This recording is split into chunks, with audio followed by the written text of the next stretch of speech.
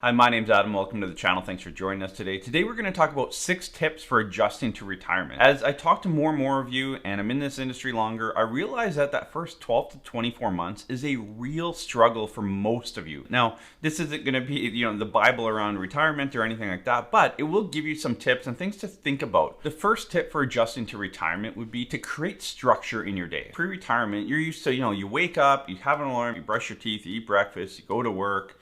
It's more of a rigid schedule. But as you enter retirement, that schedule's out the door. You don't have to wake up at any time. You don't have to eat at any time. And that's where I encourage you to take a step back and prepare for that as you enter to retirement. This doesn't have to be set in stone. It will be continually changing. But have some sort of schedule. Set an alarm in the morning. Doesn't have to be early, but set an alarm. Just so you're getting up at the same time every day. Carve out time for activities, for physical activities, for reading, whatever is important to you and things that you want to get done in a day. Create a schedule, because so many people I talk to, once they hit retirement, they say, I don't know how I worked before. I'm so busy. I don't even get things done that I want to do. Like, how did I work 40 hours a week before? And I think a lot of that is not having a schedule. So sit down, put a day together, a week, a month, and a year together. It's going to help tremendously, and it's going to make sure, A, that you get done the things you want to get done, and B, you carve out time for what's important. The second tip for adjusting to retirement is to get a part-time job or even a part-time volunteer job. It doesn't have to be a paying job. It depends on what your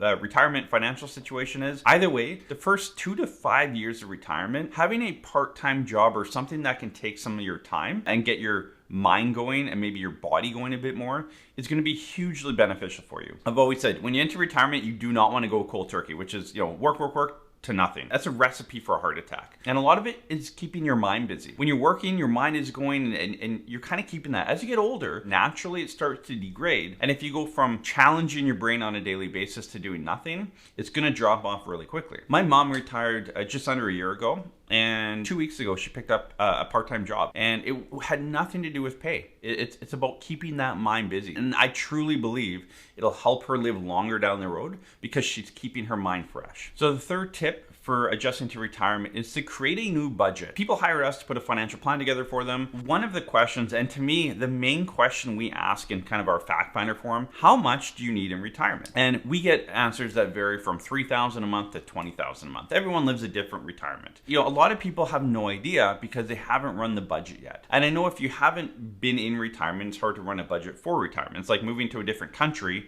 and trying to run a budget for that country. It's tough to do. I understand that. So once you enter into retirement, spend the first 3 to 6 months adjusting to your lifestyle. How much you're spending, where's your money going? What are some of the expenses you had before that you don't have now, or vice versa? Maybe you have new expenses. Ideally, a goal for you should be by 6 months into retirement, have a new budget. And then at 12 months, adjust it again. And then 24 months, adjust it one more time. Retirement is a slow transition. Your budget needs to kind of map that out. The fourth tip is to give yourself flexibility. And this is super, super important because a lot of you, when you hit retirement, you have all these dreams, right? Even for myself, I'm 39 years old and I have dreams for retirement. I know what I want to do and this and that. We're very rigid of, here's what I want retirement. Here's what I've dreamed of for the last 30, 40 years. And you hit retirement and it's just not like that. Again, maybe your days are so busy that you don't have time for things that you want to do yourself, or maybe you retired during COVID and you can't travel, so you're sitting at home and you're driving yourself crazy, or you're driving your spouse crazy. Life doesn't go as planned. We know that. You need to have flexibility. If you entered retirement,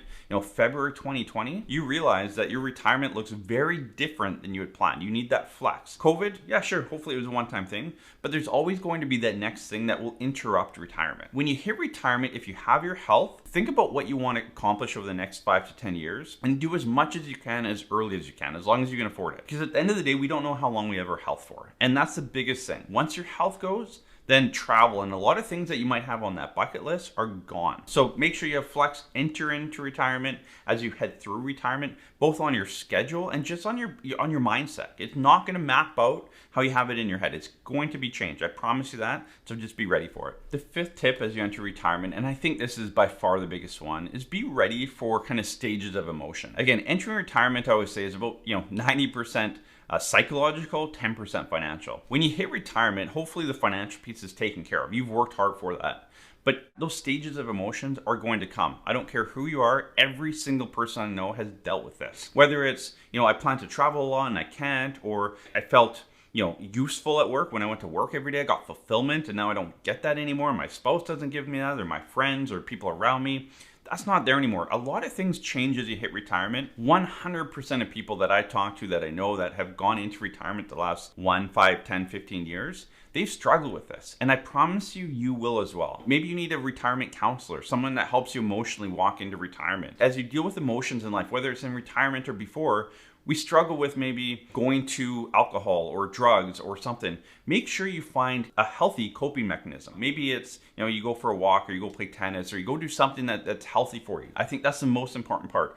Don't go down a bad rabbit hole. And this is why I recommend, when you hit retirement, to make sure that you don't have other big things on your plate, i.e. building a new home, moving countries, even spouses that retire together. I think it's dangerous. I've seen it firsthand, and obviously it works. I've never seen a divorce because of it, but if one can retire even 3 to 6 months before the other, it helps that first person transition. They're not going through it together, butting heads, all that kind of stuff. The sixth and final tip I have for you as you enter into retirement is to have goals. Set goals for yourself. Hopefully the last 30, 40 years, you've consistently set goals. I know for myself, every year I sit down, I set goals for the year, 3, 5, and 10-year goals. And I track those goals over time.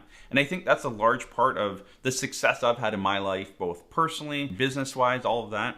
It comes down to goals. I know where I'm at, where I want to be, and the steps I need to do to get to that goal. And the same thing is for retirement. When you hit retirement, hopefully you have some goals. And if you don't, sit down and think about what goals you have. It could be, it could be a financial goal. It could be a travel goal. It could be something around volunteering. It could be around family. Maybe your goal is to spend at least 2 days a week with grandkids, or 2 days a week volunteering in the soup kitchen. Set specific goals, put them on paper, and share them with someone around you, whether it's a spouse, a friend, a neighbor, whoever it is, and they're way more likely to become true. And I've talked about this on the channel many times. Let's say it's with, 2 days a week with my grandchildren. Share that with your child. Say, hey, look, I want to come and spend time 2 days a week with your kids. So your accountability partner is a person that's benefiting from it. I guarantee you, they're going to hold you accountable. If you want to volunteer at a soup kitchen, share with the director, whoever's in charge of the soup kitchen. Say, hey, look, my goal for this year, it's on paper. I want to be here twice a week. Hold me accountable to that. They will. They'll phone you. I promise you. They need volunteers. Start with one. Hopefully get up to about 3 or 5 goals that you can do every single year. So if you set those goals, it's going to help that emotional, psychological shift as well. And it'll just really help you ease into retirement a lot better. If you've recently retired and you have a tip for the rest of our viewers, leave it below. We're always looking for, our viewers always need help entering retirement. I can tell you firsthand that 100% of people struggle entering into retirement. So if you've done it, if you have a tip, leave it below. We'd love to hear from you. Thanks for joining us in this video. We'll see you in the next one.